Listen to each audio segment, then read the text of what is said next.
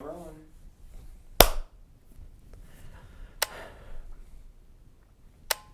Hi, I'm Gabe Rogers, and welcome back to the second episode of Laker News International. Anyway, while we were gone, there have been plenty of headlines over the summer to keep you entertained, but I want to focus on one of these stories that's been in the works for some time now.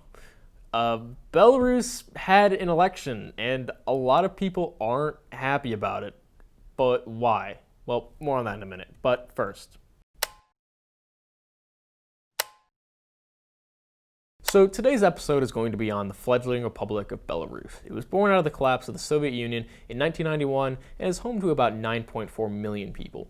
The vast majority of its citizens identify as ethnically Belarusian, while coexisting with a sizable Russian minority. And speaking of Russians, despite not even making up 10% of the population, Russian is spoken as the primary language of over 70% of Belarusians, and only over 23% of Belarusians claiming Belarusian as their primary language. Now, the fact that Russian is more widely spoken than the endemic language of Belarus isn't by itself a bad thing, but it's indicative of Belarus's complicated history with Russia. The evidence of a Belarusian identity doesn't pop up into the historical record until the 19th century, while waves of nationalism were growing and shaking up the political establishments of Europe. And during this time, the Russian Empire controlled what is today Belarus and introduced policies that suppressed the notion of a Belarusian identity. Despite a brief period during World War I, where a German-backed Belarusian puppet state was created out of the conquered territory, Belarus has always been de jure de facto subservient to Russia or the Soviet Union.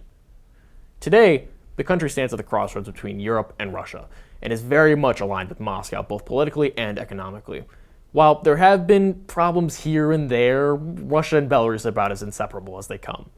Belarus is extremely dependent on Russian energy to function, and in return, Russia grants Belarus preferable access to their markets. While foreign investment is becoming more common, the Belarusian economy is very much a holdover from the days as a Soviet republic.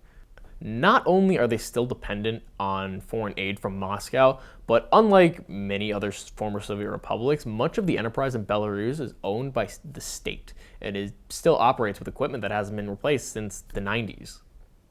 Although Russia and Belarus have, for the most part, been allies with each other since the collapse of the Soviet Union, that alliance has hit a few bumps in the road in the past couple of years. Belarus's leadership is well aware of its precarious situation between the EU and Russia's spheres of influence, and has played the two powers off each other to get better deals for itself.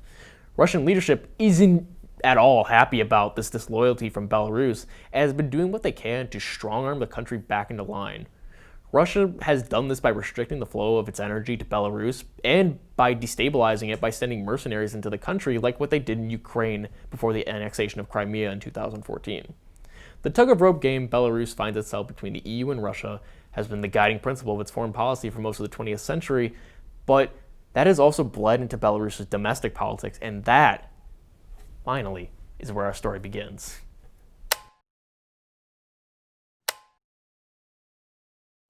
Let me introduce you to Alexander Grigorovich Lukashenko. He was born in 1954 in a small village in the Belarusian Soviet Republic, and he and his mother came from humble beginnings, but he graduated from the Belarusian Agricultural Academy and the Mogilev Technological Institute in 1980. His political career began as a director of a state-owned farm where he earned a reputation for being an extreme opponent against corruption. This put him on the path to becoming the first elected prime minister after the fall of the Soviet Union, and after 6 consecutive terms, he's still there. After 27 years in office, many have come to accept that Lukashenko's claim to power has been built on less than legitimate grounds, especially after 2012 when the economy's growth began to slow to a halt, and even more so after many have criticized his response to the coronavirus pandemic. While Belarus's first election in 1994 is considered to have been a fair one, everyone after that has been considered anything but that by outside organizations. The label of Europe's last dictatorship stuck with Lukashenko after he held a national referendum in 1996 that substantially increased his political power. These include allowing him to dissolve parliament, as well as having more power over the judiciary system. But this referendum also marked the beginning of Lukashenko using the police to threaten, harass, and allegedly make opposition politicians, activists, and journalists disappear. Because of these tactics, the Belarusian government fails many international standards of electoral integrity. In addition to their condemnation of labeling homosexuality as a mental illness, they rank among the lowest in Europe's Social Progress Index. If you know anything about Eastern European political figures, you might find some similarities between our man Lukashenko and his Russian counterpart, Vladimir Putin, in the sense that many political analysts label them both as strongman authoritarian type figures. While Putin is depicted in government-published photos as a Siberian frontiersman, Lukashenko's state publications tap into his roots as a simple farmer. The two are very, very similar figures and share similar political strategies, to put it lightly. So it's important to note that the Russians back Lukashenko and former Soviet dictatorships like Kazakhstan and Turkmenistan, since they allow Putin to exercise more control in these countries than a typical democracy would. Putin has been working hard to keep Russia relevant in these areas because he wants to resurrect the Soviet Union's geopolitical relevance through the Russian Federation, and has described the fall of the evil empire as the greatest catastrophe in the 20th century. By maintaining these old Soviet connections, he is slowly working towards his goal of reestablishing Russia's role as the global superpower. Now, all that context is great and all, but what's happening now and why are so many people upset?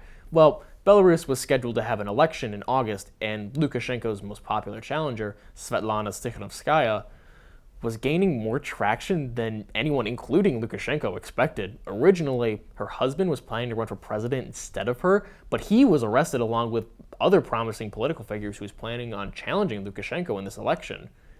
So the election was held on August 9th, and once the results were tallied, Lukashenko began his sixth term by winning in an absolute landslide of 80% of the popular vote, according to a state-sponsored exit poll. However, once the results were released, that Tikhanovskaya has only won about 10% of the popular vote with an amazing 84% turnout rate, the opposition declared the results to be tampered with. And in addition to the solidarity protests popping up all over Europe, unrest in Belarus's urban centers have ramped up significantly. Because of this, Lukashenko has ordered the state police to crack down on any protests by detaining and using violence at their own discretion against the protesters. So where does that leave us today? Well, Tikhanovskaya has fled to neighboring Lithuania with her children to avoid being detained like her husband. Ever since she's fled, rather than trying to stay off the radar, she's actually been giving a lot of interviews with Western media outlets such as Euronews and France 24. And she's actually been very, very vocal about how she doesn't want to remain a permanent figure in Belarusian politics, but rather a transitional president to only set up fair elections so someone else can take over after she's gone.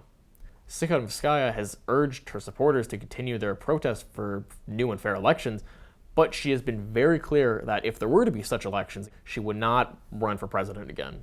Meanwhile, Angela Merkel, the German chancellor, and the French president Emmanuel Macron have tried to play the mediator between the pro-Lukashenko and anti-Lukashenko factions in Belarus in order to create a more stable political environment there. The German chancellor has been very explicit when she stated that the elections in Belarus were illegitimate, and has also been very clear that they are not recognized by the Federal Republic of Germany at all. But she also states that Belarus needs to find its own way without foreign intervention from either the EU or Russia.